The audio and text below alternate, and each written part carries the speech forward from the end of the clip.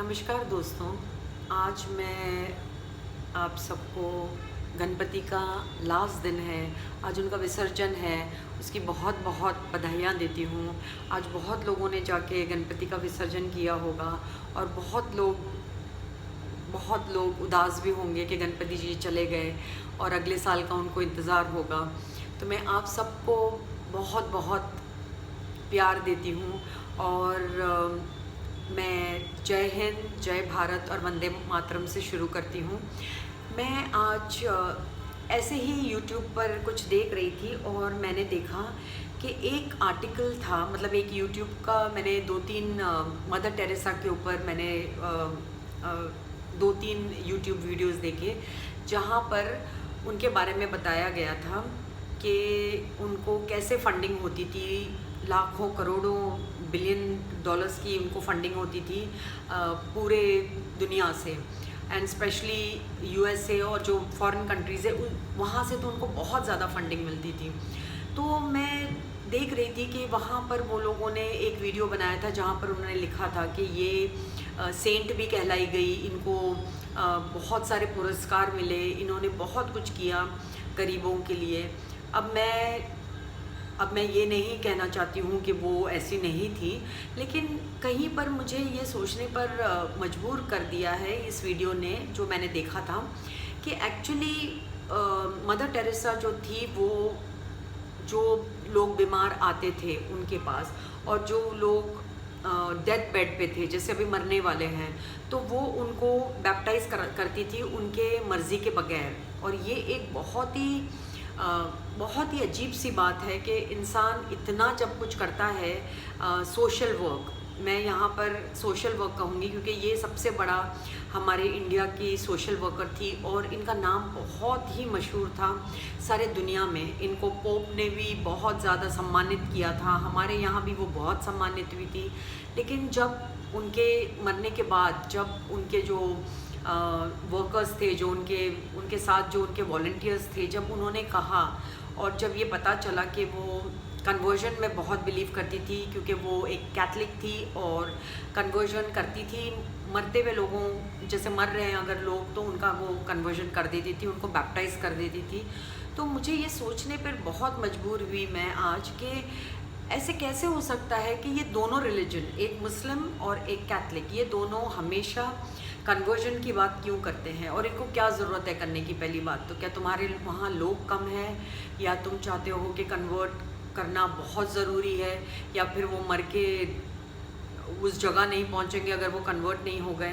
तो ये एक सवाल हमेशा आता है दिमाग में कि ये जो रिलीजन चला आ रहा है, ये अब्राहमिक रिलीजन जो है, जो अब्राहम से चला आ रहा है, जो चलते चलते क्रिश्चियनिटी हुई, जो पहले तो जुडिज़म हुआ, फिर क्रिश्चियनिटी हुई, उसके बाद मुस्लिम संप्रदाय आए और उन्होंने अपना वो किया, उन्होंने अपना एक रिलीजन बनाया, Mohammedism, like you know, it is like कि जो इन्होंने सब कुछ जो किया है।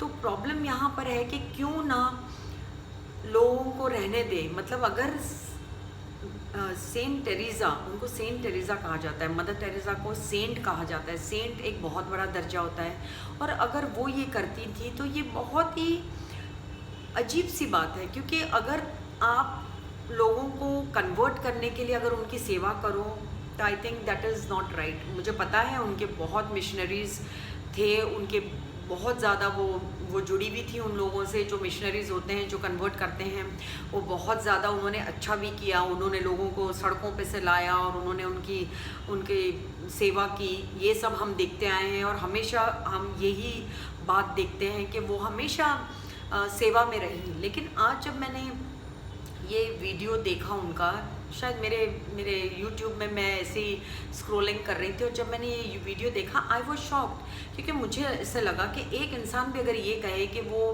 बैप्टाइज करती थी तो ये बहुत ही गलत बात है। इसलिए भी गलत है क्योंकि हमें बैप्टिज़म से क्या मतलब है, और हमें किसी को भी कन्वर्ट करने से क्या मिल जाता है?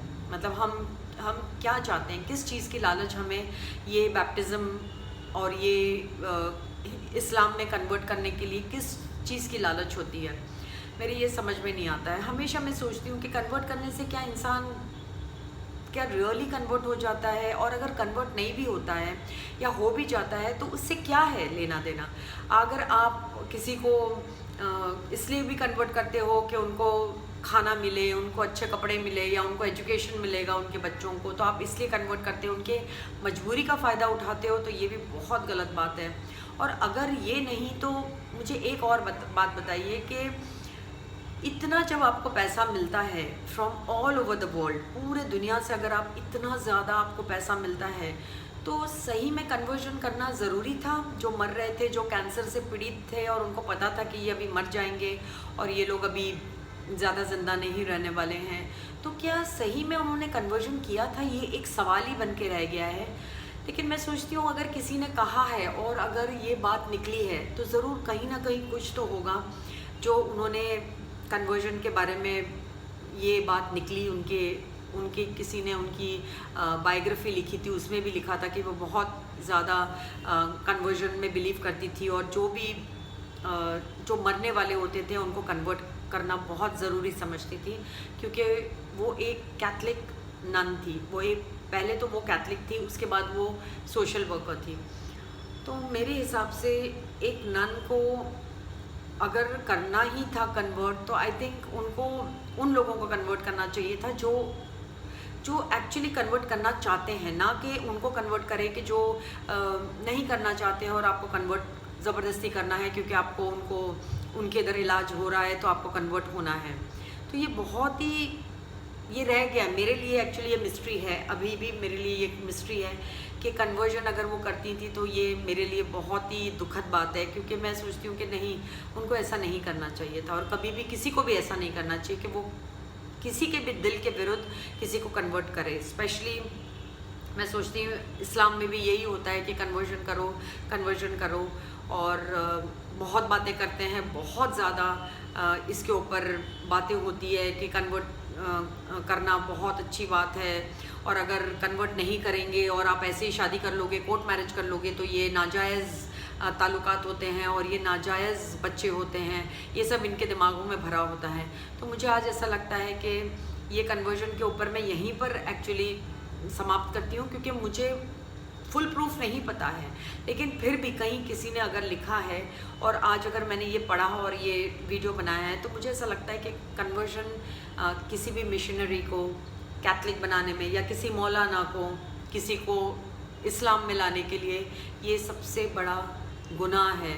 अगर वो दिल से नहीं कर रहा है तो ये सबसे बड़ा गुनाह है। और आप इतना तो दिमाग सब मौलाना और सब मिशनरीज़ जितने भी होते हैं ये रखते हैं, ये तो जानते ही हैं, क्योंकि हमारे इंडिया में एक्चुअली इतने ट्राइबल लोग रहते हैं जो बहुत गांव में रहते हैं, जिनको कोई सुविधा नहीं मिलती है और वो बहुत गरीब होते हैं। वहाँ भी जाके मिशनरीज़ लोग बहुत ज़्यादा क्रिश्चियनिटी फैलाते हैं और उनको खाने पीने का लालच देते हैं, उनके बच्चों के लिए एजुकेशन का या जो भी लालच देते हैं, और ये लोग उनको कैथलिक बना के उनको देते हैं। जो भी कैथलिक बनाए बगैर या मुसलमान बनाए बगैर क्या आप सोशल वर्क नहीं कर सकते हो? क्या आप सोशल वर्क तब नहीं कर सकते हो जब आप एक इंसान को दे रहे हो, या फिर आप सोशल वर्क तभी कर सकते हो जब आप उसका जो एक्चुअली आइडेंटिटी है, उसकी जो रिलीजन है वो चेंज करोगे, तो ही उसको कोई फ़ायदा मिलेगा आपसे। तो मिशनरीज़ लोग बहुत ऐसे, आप सबने भी सुना होगा कि बहुत अपने इंडिया में बहुत सारे ऐसे मिशनरीज़ आए और उन्होंने कन्वर्जन किया। बहुत इस्लामिक लोग आए, मुस्लिम लोग आए, उन्होंने कन्वर्जन किया। तो ये कन्वर्जन मेरे लिए सबसे, मुझे लगता है ये बहुत ही अजीब सी बात है कि आप समाज सेवा करो, आप बग़ैर किसी शर्त के समाज सेवा करो। आप किसी भी शर्त से अगर समाज सेवा करते हो तो वो बहुत गलत है। समाज सेवा वो होती है जो दिल से की जाती है, ना कि आप रिलीजन बदलो तो हम आपको कुछ देंगे, या आपके बच्चों को पढ़ाएंगे, आपको खाना देंगे, आपको स्कूल मिलेगा, आपके बच्चों को एजुकेशन मिलेगा। ऐसे क्यों नहीं मिल सकता है? क्यों नहीं मिल सकता है अगर वो हिंदू हैं? क्यों नहीं मिल सकता है अगर वो नहीं मानते हैं आपके रिलीजन को?